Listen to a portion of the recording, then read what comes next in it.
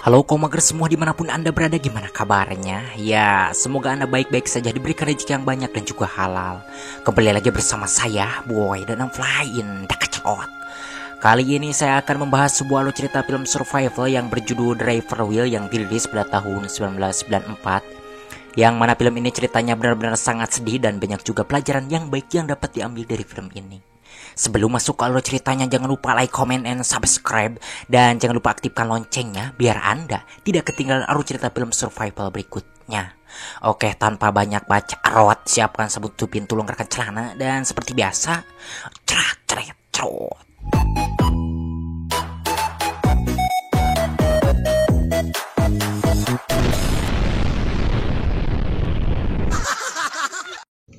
Film dimulai.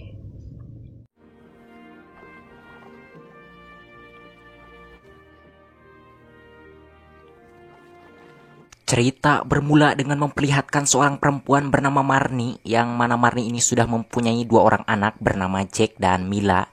Terlihat saat itu Marni sedang membereskan pakaiannya karena esok pagi dirinya akan pergi berlibur ke tempat orang tuanya di Idaho untuk merayakan hari ulang tahun anaknya, Jack. Dan Marni merasa sedikit kecewa kepada Thomas suaminya karena beliau tidak bisa ikut disebabkan masih banyak pekerjaan. Paginya Marni dan kedua anaknya pun berangkat menuju Idaho. Sesampainya di sana Marni disambut dengan baik oleh kedua orang tuanya. Lantas sang ibu pun menanyakan kepada Marni kenapa Thomas tidak ikut.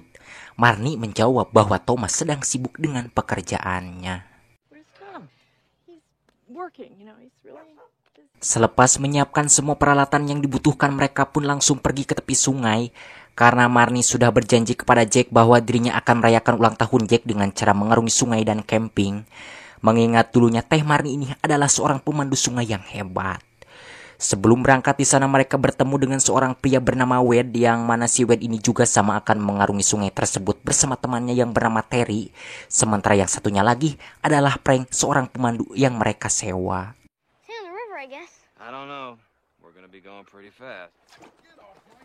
Namun tanpa diduga ketika Marni bersama Jack hampir berangkat, tiba-tiba saja Thomas datang dan memutuskan untuk ikut menemani perjalanan mereka demi merayakan ulang tahun anaknya. Tentu saja hal itu membuat Marni dan Jack sangat bahagia. Setelah semuanya siap, mereka pun langsung berangkat menyusuri sungai menggunakan sebuah pelampung. Sementara Mila dititipkan ke neneknya karena masih kecil.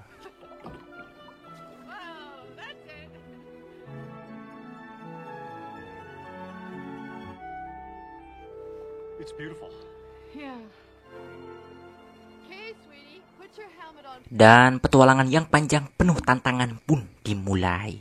Terlihat di sana anjing kesayangan mereka pun dibawa. Dalam perjalanan Thomas sempat terjatuh karena tidak menuruti perintah istrinya. Beruntungnya beliau bisa kembali naik.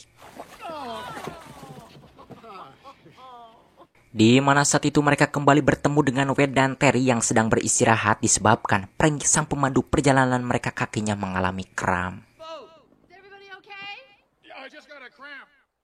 Menjelang sore mereka menepi dan mendirikan tenda sederhana untuk beristirahat.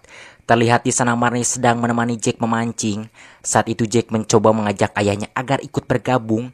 Akan tetapi Thomas menolak karena beliau sedang sibuk dengan pekerjaannya. Tentunya hal itu membuat Jack sangat kecewa karena seharusnya saat liburan semacam itu ayahnya berada di samping menemaninya bermain.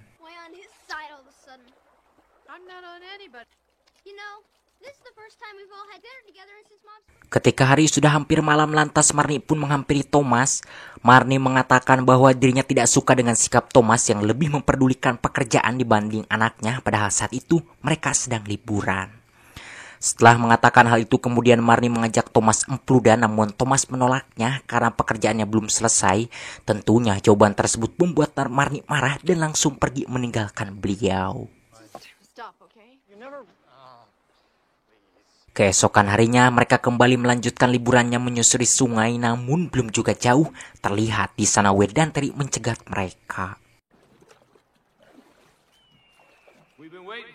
Rupanya mereka ingin meminta tolong kepada Marni disebabkan Frank, sang pemandu jalan mereka, kabur gara-gara bertengkar dengan Terry.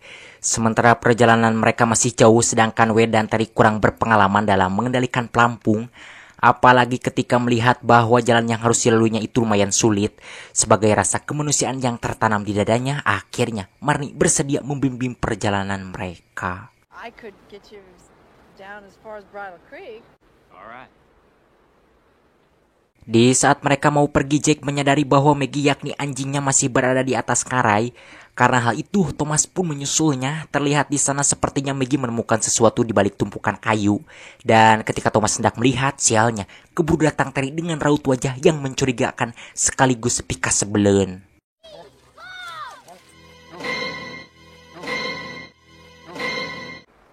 Buckle your life jacket. All right. Stay to the right. Selepas memberikan arahan kepada Wade dan Terry, Marnie pun langsung pergi. Marnie mengatakan bahwa dirinya akan menunggu mereka di aliran yang tenang. Karena sudah lihai dalam mengendalikan pelampung, Marnie berhasil melewati aliran yang sulit tersebut. Walaupun Thomas yang duduk di belakang merasa deg-degan, bahkan hampir kencing di celana karena takut labuh. Dan ketika giliran Wade dan Terry, mereka gagal melewatinya karena memang mereka belum berpengalaman, membuat mereka berdua terlempar dari atas pelampung. Beruntungnya Terry bisa berenang hingga bisa segera menyelamatkan diri, akan tetapi sebaliknya dengan Wade yang tidak bisa berenang, dirinya masih terjebak kekelebakan di tengah. Melihat itu, Thomas pun langsung ngajo dari pelampung. Dan ketika Thomas berhasil meraih tubuh Wade, bodohnya si Wade malah menarik Thomas, membuat beliau terpaksa harus memukul Wade, kemudian membawa naik ke atas pelampung. Karena Wade dan Terry mengalami kecelakaan saat itu, mereka memutuskan untuk beristirahat dahulu. Di sana Wade merasa sangat berterima kasih kepada Thomas karena sudah menyelamatkan nyawanya. Kemudian di sana Marnie mengajarkan Wade caranya memancing, sementara Thomas dan Terry membersihkan perabotan yang baru saja dipakainya. Melihat kemesraan Marnie dan Wade semacam itu, Terry malah mengompori Thomas. Tentunya hal itu membuat Thomas sangat kesal sekaligus cemburu. Ladies sure do like Wade. Setelah merasa cukup beristirahat, mereka pun melanjutkan perjalanan. Dalam perjalanan, Thomas mengatakan kepada istrinya bahwa esok pagi mereka harus berpisah dengan Wade dan Terry, bukan karena cemburu disebabkan Marnie telah mengajari Wade memancing, akan tetapi beliau punya firasat yang tidak baik kepada mereka. Menjelang malam tiba, mereka menepi dan beristirahat. Kemudian Wade menghampiri Marnie yang sedang duduk di atas batu. Wade menanyakan kepada Marnie seperti apa sungai Bridle Creek. Marnie menjawab bahwa sungai itu dilarang untuk dilewati karena sangat berbahaya. Marnie sendiri memang pernah mengarungi sungai tersebut, akan tetapi kala itu dirinya masih muda. Mungkin jika sekarang dirinya juga tidak akan berani untuk melewatinya. No, everything's different now. I have kids.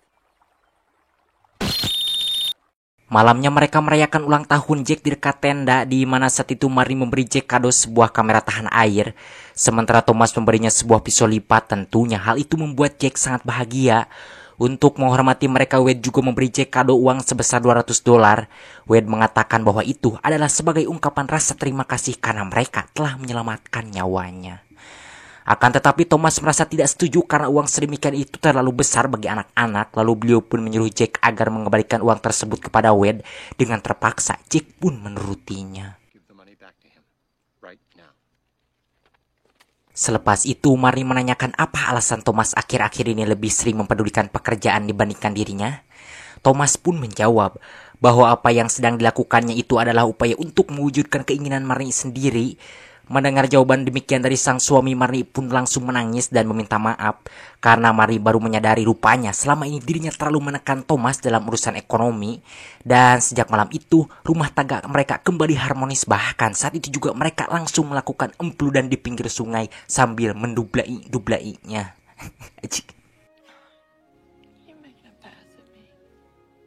Setelah melakukan empludan, Thomas pergi ke tenda untuk menemani Jack, sementara Marnie dirinya mandi di sungai.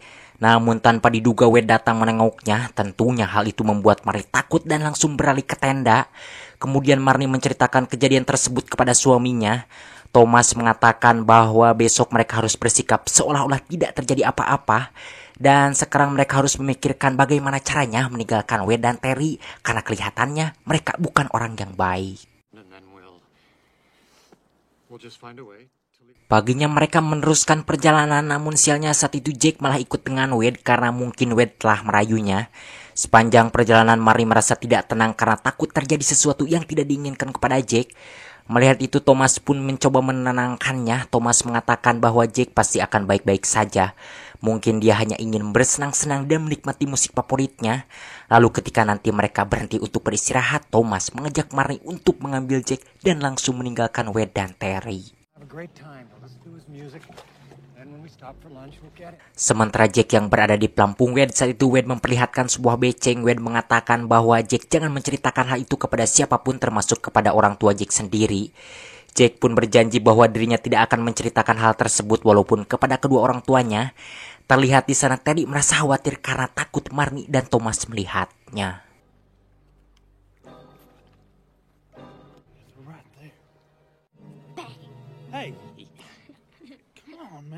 Setelah melaju cukup jauh, kemudian mereka pun menepi untuk beristirahat. Di sana Marnie mengatakan kepada Jack jika dirinya ingin mendapatkan ikan yang besar, maka Jack harus memancingnya di dekat karang yang jaraknya agak jauh dari tempat tersebut.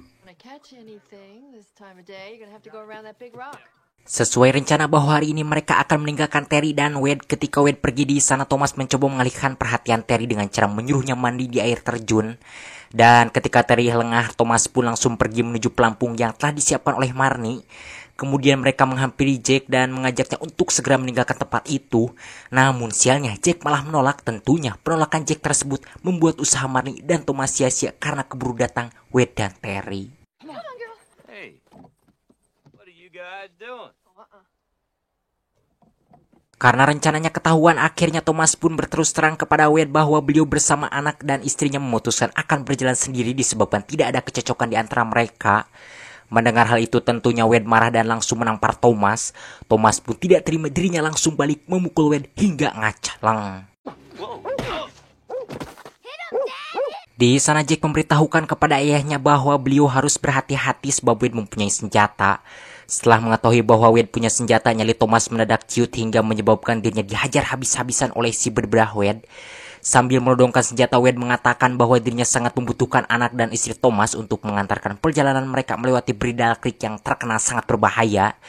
Disebabkan rasa kasihan saat itu Wade tidak jadi membunuh Thomas, akan tetapi Maggie menjadi sasaran karena menurut Wade dia tidak berguna. Beruntungnya Jack keburu menyuruhnya kabur.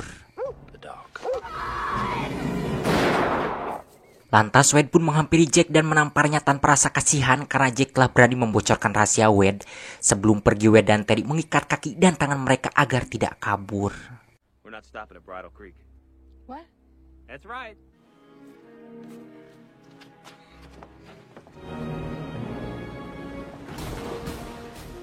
Dalam perjalanan, Marnie mengatakan bahwa Wade dan Terry telah merampok pelelangan ternak karena Marnie melihat tas yang dibawa mereka ternyata isinya uang yang banyak.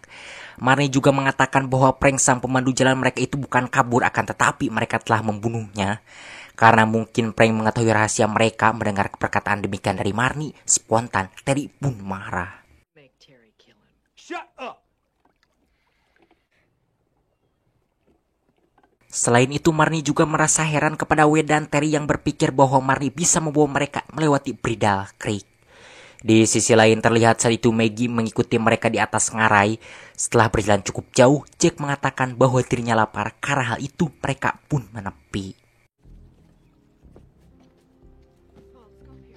Nasib baik pun menghampiri mereka. Terlihat di sana ada seorang petugas yang sedang berpatroli menghampiri mereka. Yang ternyata itu adalah Johnny, adiknya Raymond, teman Marnie saat dulu sekolah. Menyadari hal itu, Thomas pun tidak menyanyiakan kesempatan tersebut. Saat itu juga beliau langsung membuat sebuah isyarat minta tolong di atas tanah. Namun sialnya Terry melihat perbuatan Thomas tersebut dan langsung menghapusnya, membuat Johnny tidak mengetahui keadaan mereka yang sebenarnya. I hurt my knee too. I'm Terry. Nice to meet you. You guys take it easy. That's real smart. See you later. Selepas merasa cukup beristirahat, mereka pun melanjutkan perjalanan. Dan ketika Terry dan Wade lengah, Thomas menyuruh agar Jack memasukkan pisau lipat ke dalam sepatunya. Dan Jack pun menuruti perintah Thomas tersebut tanpa dicurigai sedikit pun oleh Wade.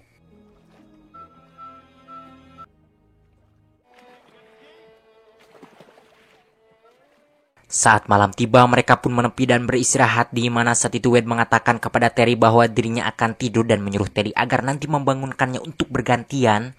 Namun rupanya Terry malah ikut tertidur. Tentunya kesempatan itu dimanfaatkan baik oleh Thomas.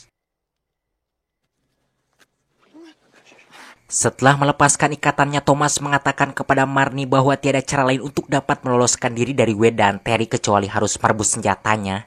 Sebab jika Marnie berhasil mengantarkannya melewati Bridal Creek, Wade pasti akan tetap membunuh mereka karena takut kejahatannya dilaporkan. Jika beliau tidak berhasil, maka Marnie harus ngejumpalikan pelampungnya di tengah jalan.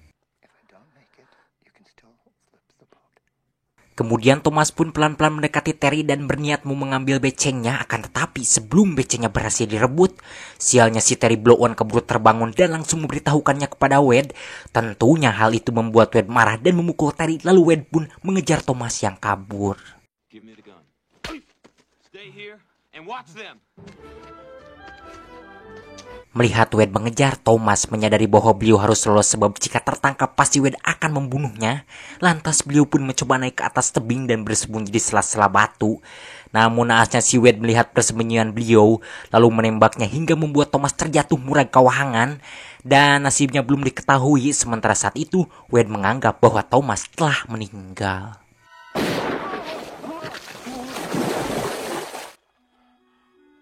Sesampainya di tenda, Wade pun mengatakan kepada mereka bahwa Thomas telah meninggal.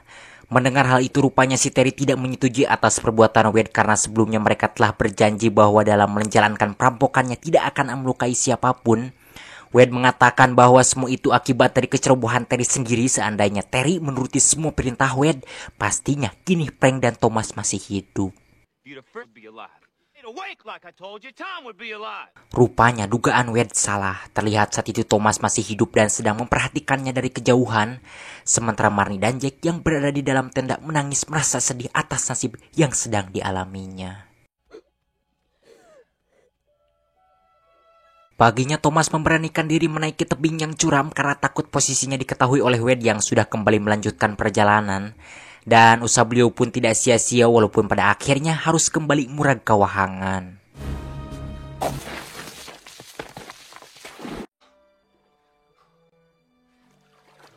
Selepas menepi di sana, Thomas kembali menemukan Maggie. Tentunya hal itu membuat beliau bahagia sebab tadinya beliau sudah menganggap Maggie lenyap. Kemudian Thomas pun mengajak Maggie untuk mengejar mereka. Setelah sampai di suatu tempat yang diyakini bahwa di sana Marnie akan ngejumpalikan pelampungnya, lantas Thomas pun menyalakan api menggunakan sebuah pisau lipat dengan cara memanfaatkan pantulan sinar matahari, dan usaha beliau pun berhasil.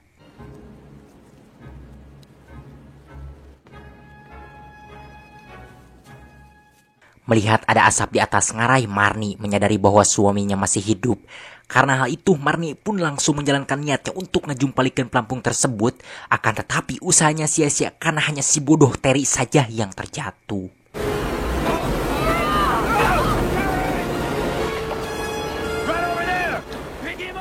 Untuk menutupi niatnya agar tidak dicurigai oleh Wade, Marnie mengatakan bahwa dirinya minta maaf atas kejadian barusan karena kehilangan kendali. Kemudian Marnie mengajarkan kepada Wade dan Terry bagaimana caranya mendayung yang benar sebab sungai yang akan mereka lewati banyak curugnya. Jika mereka tidak pandai maka mereka akan celaka.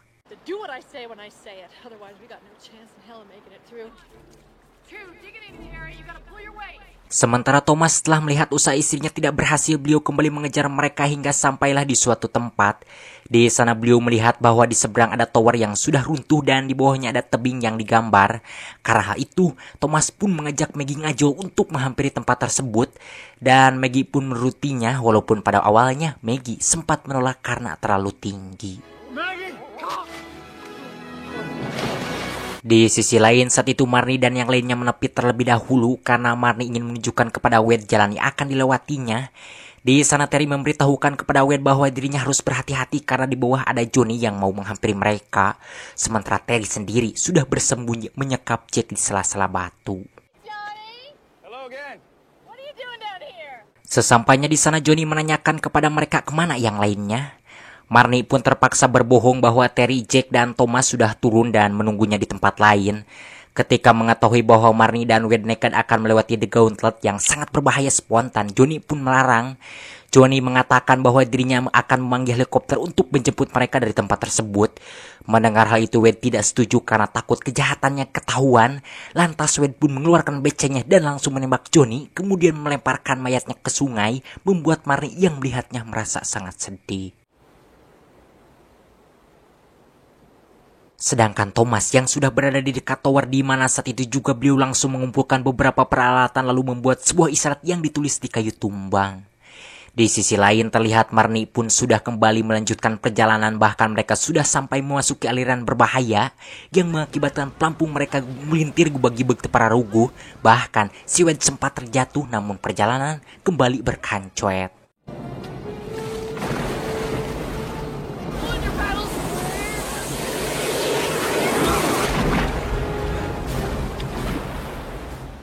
Setelah menulis sebuah isyarat, Thomas membuat sebuah jebakan untuk ngejumpalikan pelampung mereka. Di sana beliau merasa terkejut ketika melihat perahu kecil yang palit yang tak lain itu adalah perahu Johnny.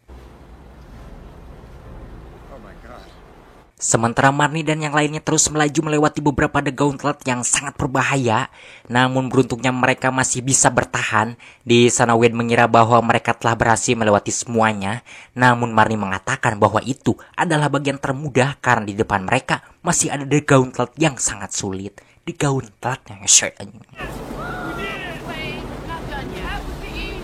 Perjalanan pun kembali berkancoet hingga sampailah mereka di bagian tersulit. Akan tetapi dengan usaha yang keras akhirnya mereka berhasil melewati The Gauntlet tersebut.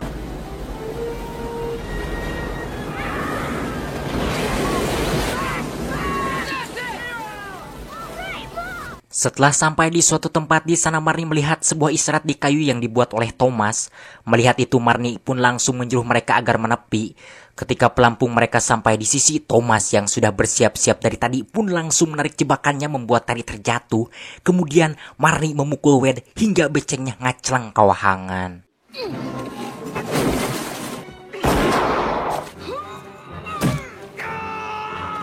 Di saat Thomas gelut dengan Wade, Marnie berusaha sekuat mungkin untuk mengambil beceng dan usahanya pun berhasil. Lantas Marnie pun langsung mendorongkan ke arah Wade. Melihat itu, Wade pun mencoba merayu Marnie. Wade mengatakan bahwa dirinya dari awal tidak pernah melukai Marnie dan juga Jake, karena Wade hanya butuh mereka untuk mengantarkan perjalanan melewati sungai yang sulit tersebut. Namun setelah melihat bahwa becengnya tidak ada peluruan, Wade pun menyuruh Terry agar membunuh Thomas dan Jake. Wade tidak mengetahui bahwa itu adalah siasat Marnie. Mengetahui bahwa Wade licik saat itu juga, Marnie langsung membetulkan posisi pelurunya, kemudian menembak Wade dan akhirnya si Wade pun kocor.